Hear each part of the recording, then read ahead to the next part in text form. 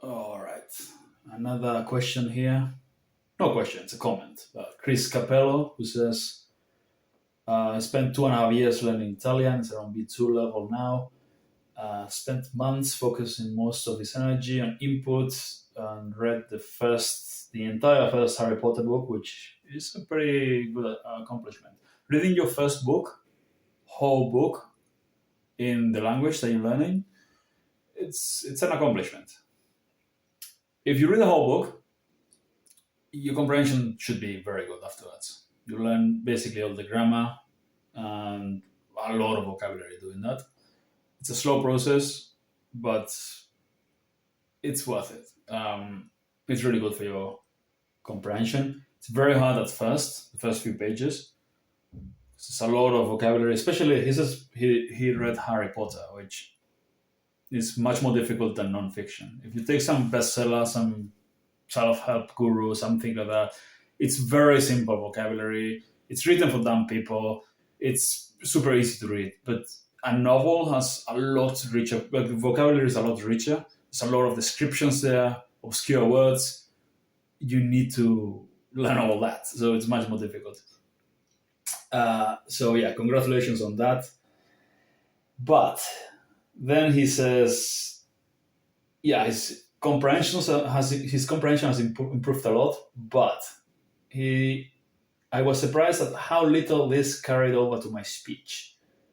Moreover, I honestly think speaking would develop vocabulary much quicker if you actively work on incorporating new words. Yeah. The thing is, you've got your passive vocabulary and you've got your active vocabulary. Passive vocabulary are the words that you recognize when you hear them or you read them. Yeah, you can understand them, but you can't think of them fast enough to use them yourself when you need them. This is the active vocabulary.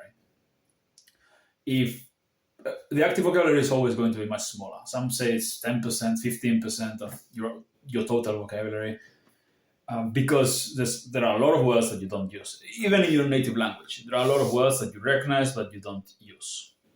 And this is one of the problems with Just Talk to People, bro.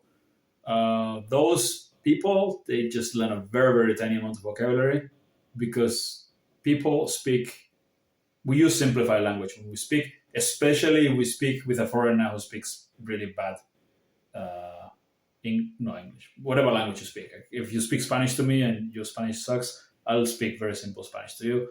And I actually try to make your Spanish better. Like I'm trying to help you, but someone who's yeah, most people will just dumb down the speech to the extreme so that you understand everything, to the point where they don't conjugate the verbs. So Just Talk to People is a terrible idea because of this, as a learning method. But I digress. The point here, reading books doesn't, yeah, reading books will help you increase your passive vocabulary immensely, but doesn't necessarily mean that your speaking will get much better. This is one of the problems with comprehensible input. I've read, I don't know how many books, but I've read a lot of books in French. And I had read like double digit definitely, but probably over 50 books in French. And I was still, my French is still not great, but I wouldn't consider myself fluent back then. And I could read French almost as easily as Spanish. But then when it came to speaking, because I was not used to speaking, right? And it's a different kind of, it's a different skill. And you get good at what you practice. So what you need to do is activate your vocabulary and your language in general. You've got your passive vocabulary, which is massive, and you need to make much more of that. You need to take it and put it into your.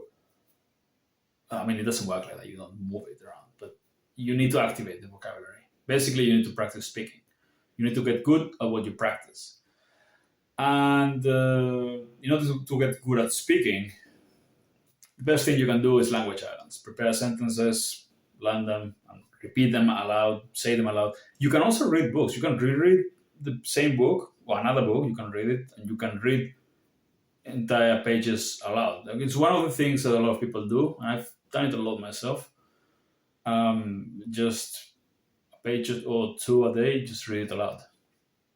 And you get some speaking practice like that, although it's not the same thing as conversation. If you want to get good at conversation, preparing sentences for specific situations is key. Also, translating into the language with a bilingual text, because you're forcing yourself to thinking in the language, you're producing language, you're thinking, okay, how do I say this in Italian? And then you try to say it, and then you look at the original Italian from the bilingual text, and you're like, okay, I got it wrong. And then you say it aloud again correctly. This will train you for conversation. And finally, the last thing is the questions and answers exercise, which is take a long list of questions, and you try to answer them all in Italian. Any topic, there are lots of lists of questions out there. Or you can go one step further and go presentation mode, which is you take a topic and you go in front of a mirror, set a timer, and you talk as much as you can. But again, if you don't have the vocab, you won't be able to do this well. So a lot of listening and repeating is key. It will also improve your pronunciation, but if you get used to saying a lot in the language, just repeating sentences aloud all the time, your vocabulary will get, your passive vocabulary, you'll activate parts of it. And especially if you do this in complete sentences. Complete sentences are much more useful than just vocab. Like learning vocabulary lists with associations is great for comprehension, but when it comes to speaking, if you learn individual words only, then you have to like put them all together, and you can't think fast enough.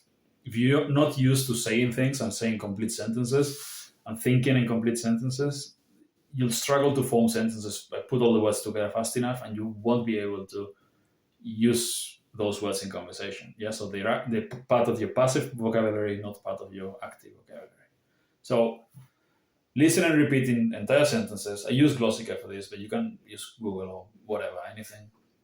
You can even read while doing this. You can, instead of listening and repeating, you can read, but don't read like, and then he went to the, no, like you read the whole sentence, and then you're like, and then he went to the bar, but you read and understand the sentence, and then you say it as if you were in conversation. Yeah, that's another option. But again, you repeating language that's been already, you've been fed language to say aloud, right? It's completely different from actually producing the language. So translation into the language is the best thing you can do. You type your own sentences, type a list, think of a situation, conversation about this topic, and you write as much as you can in English, and you get a translation in using Google Translate or DeepL or something, and you without looking at the translation to the Italian translation, you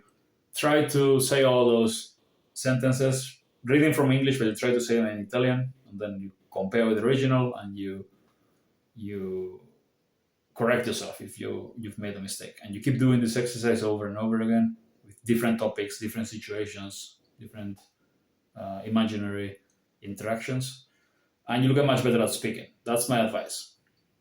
Together with more input, obviously. The more input you get, the better. I mean, input's always necessary, and it's always helpful. It's just not the optimal solution to anything. Yeah, it's good. It will always help you consolidate what you already know, but you need specific. If you want to improve in a specific area, you need to do specific things for that. Yeah, and in this case, speaking exercises. I gave you a complete list of things to do. I recommend mixing things up. Don't just do one thing, because each one of them works at different. Like listening and repeating works on your pronunciation mostly. translation works on your accuracy, your ability to speak with fewer mistakes, and also your fluency. You forcing yourself to think in the language. Going like presentation mode or questions and answers also helps your fluency mostly, not your accuracy. Because if you're making mistakes, nobody's gonna correct you. To correct your mistakes, you need either to hire someone or you use the translation exercise and you self-correct with the text, which is relatively efficient, easy to do, and free. So anyway, I hope this was helpful, and yeah, keep learning.